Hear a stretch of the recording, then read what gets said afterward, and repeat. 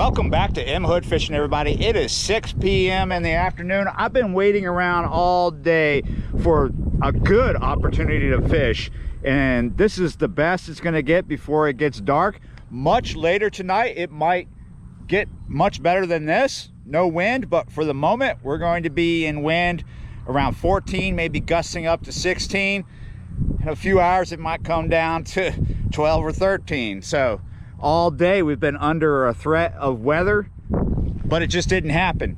Somewhere around here it did, but we never got the rain here. But everybody who runs a pumping station around here was running their pumping station since yesterday, and that drains over there into here. Therefore, we have high levels, chalky, muddy looking water. It's kind of rough because of the wind speed. We have, like I say, a little over an hour of light left. We're going to be fishing the wind, but I think we can get some cats. This is what's up. We're running slip rigs with no rolls, 3 ounces, 40-pound main line, 50-pound leader, just because I tie up more leaders with 50-pound than anything. So 6/0 small piece, and then over here an 8/0 big piece, big head piece. That's a 8/0 octopus style circle hook, and this is just a straight up octopus style hook. Bait number 1, bait number 2. This is one of those spots that I like a lot. I'll come here at least once a week. I am under a chance of rain. It's only 10%, but you never know. It's been unpredictable all day. So if it does start to rain heavy, I don't have far to get back to the house. That's one of the reasons I like this spot, and I've caught nice fish here. Oh, man. How's it going? All right, how are you? I was watching this boat over here, and all of a sudden I hear behind me. I'm like, Clayton? Clayton? Yeah. My name is Mark. Mark? Yeah, you're right. I don't know if those guys have got crab traps over there or what. Jugging. Woo, hop, skip, jump. Ran over here because it just had my first tug on the big bait. I'm gonna run this for a little bit longer, but if I keep seeing tugs like that and nothing comes of it, I'm probably gonna switch it up, because what I expect is I'm gonna get tugs like that from little fish. I want it to be a big fish, but are you a little guy tugging?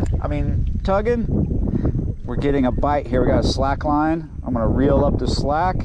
This is that big bait again. Still with me.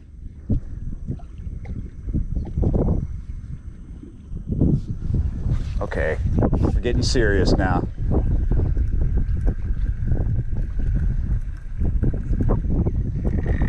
Yes. Did that slight pullback. Wait a minute. I was getting a bite, but I don't know what this is. It feels like the bottom moved, so I don't feel like an idiot. Gave this plenty of time. Either a fish ran me into something, or when I leaned back, I snagged something. There is something out this way that occasionally I snag on. It's already gone dark. I had that one bite in the beginning and nothing since then. So I'm changing things up. I've got two 6/0s now. One is going to be further out. I've already done it. Now for this one, it's a little head piece of a perch, and I'm going to have this a bit closer in, but not like right up against the wall. There are 2 drop-offs that I know of, and we're going to just put this on the first drop-off, which is about 20-30 feet out. Right now it just came upon 8 o'clock, so that's the 2-hour mark for me. I've been sitting here for 2 hours, had one good bite. Clayton just left about 20 minutes ago. I'm willing to sit here a little bit longer, see if we can get something up here. There are any number of reasons why it's really poor right now. Could have a lot to do with the weather. It didn't rain in this area today, but we were under a lot of threats of that earlier. We did have much higher wind for most of the day. Earlier it was around 17 and 18. But what I would definitely say why it might be poor is they've been actively pumping since yesterday because of this weather that was supposed to come in today and hit us with a lot of rain. So got high levels here, a lot of mud in the water. It always gets muddy when they pump a lot. And all these stations along this canal, along the ICW, were pumping since yesterday. Maybe the fish have eaten a lot because of that. So they're not feeding so heavily right now. And we have not had a lot of barge traffic while we've been sitting here. Maybe seen 2 go by, and that's it.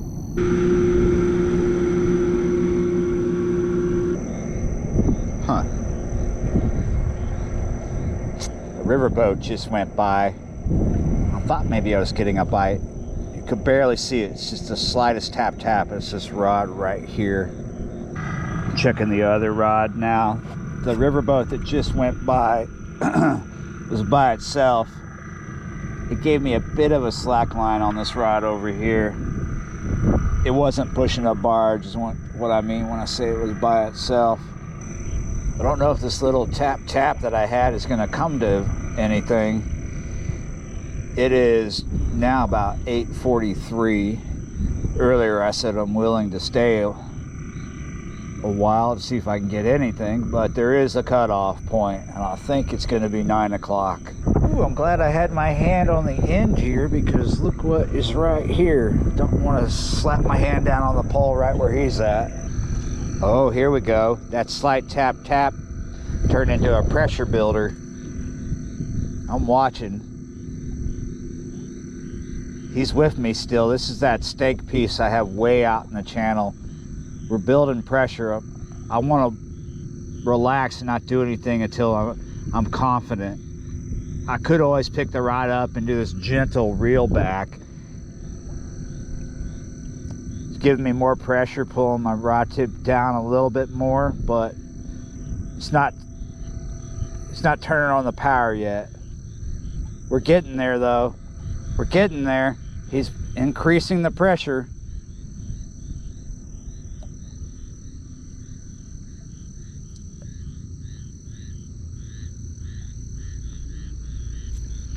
Man, I'm real tempted to pick this rod and reel back on him. Give me a slack line now. I'm gonna go ahead and do that. Pick this up and at least reel the slack up on him. See if I can feel him.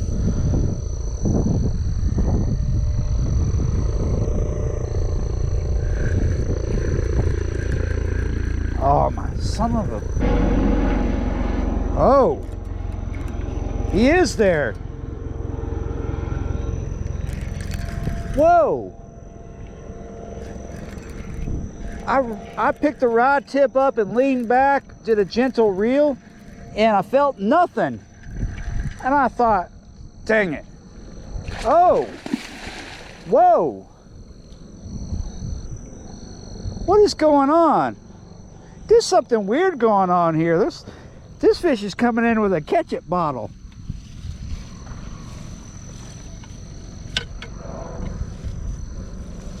Is my hook not in your mouth? Huh, oh, I know what happened here. This is odd.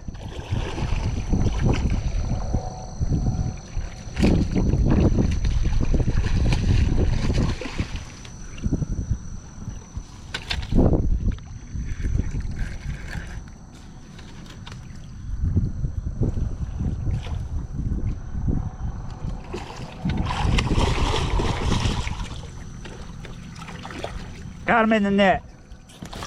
I caught somebody else's fish is what happened.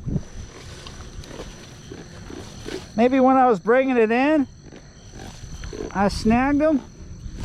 Look at this. He's all tore up, one eye. Look at that. He got the ghosty white eye right there. And look, that's not my hook. It's not a ketchup bottle. It's one of them. Huh. Look at that. It's all full of water. You squeeze it. Maybe this, and see, here's my hook. Maybe this is old, meaning this fish grabbed this a long time ago and brought it down. See how it's full of water? That ain't gonna be floating around. You ain't gonna find this fish when you go to look for your jug And see, look around. Let me bring this up. Let me bring him up to you. You see where the hook is going in? And see how tore up it is right around there? That means that's been there a while and been tearing at him. I think this fish has had this hook in its mouth for a good while. Let's see if I can get it out. Let me get some tools. Get my multi-tool out here.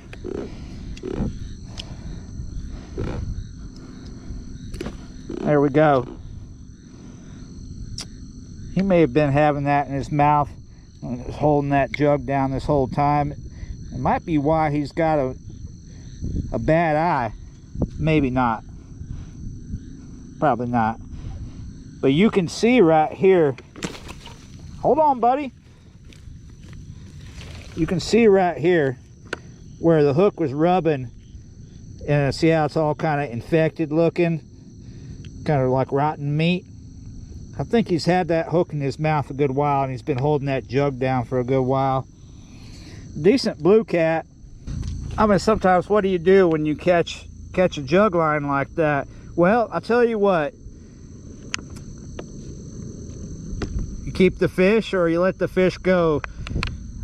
If you know whose jug it is, you can always get a hold of them or just let it go back out there if they're out there actively picking up the fish. And I have seen a jugger go back and forth today, but I don't think this is one of his, because this bottle is full of water. And whatever, we're considering that my catch. But I tell you what, we're going to consider this more of a rescue operation, because it is almost 9 o'clock and I don't feel like going home and cutting a fish at 9. End up getting this video done, edited by 1 or 2 in the morning. You know, let this one go. We'll hang out a little bit longer, see if we can get another one. It's your lucky day, buddy. See you later, One Eye. Thanks for getting the camera wet. I've seen similar things before. Sometimes jugging fails, and you know, the jug doesn't stay afloat. Fish just runs off with it. Sometimes dudes come out jugging and they don't find all their jugs, and they get left out here and fish get stuck on them. I've found fish on jugs before, and it was evident that they'd been stuck on that jug for a long time. I've also found plenty of abandoned trot lines that were high above my head in the trees, been there since a flood. Let us know down in the comments if that's ever happened to you before. I wanted to clarify something. If you're out fishing and you see a jug just bumping along, just leave it alone. But if you're reeling in like I was and you just accidentally, you know, happenstance snag into one, what do? Well, if the jug isn't full of water and full of holes like that, maybe you let it go if you know someone's out there actively jugging. But if it's evident that that hook's been in its mouth, because what I was showing you was around where the hook is, the meat is rotting. It's rotting out where the hook was.